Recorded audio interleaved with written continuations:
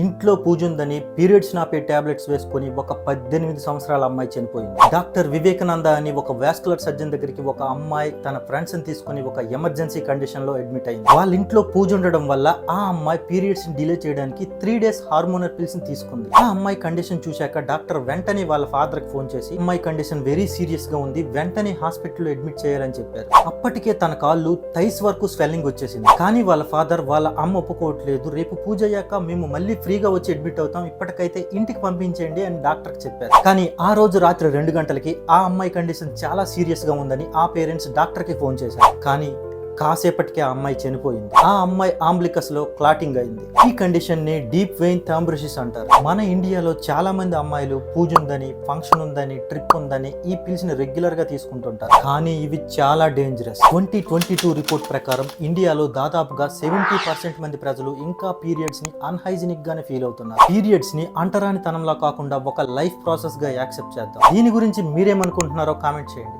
ఇలాంటి interesting facts మరెన్నో తెలుసుకోవడానికి వెంటనే మన ఛానల్ని సబ్స్క్రైబ్ చేసుకోండి.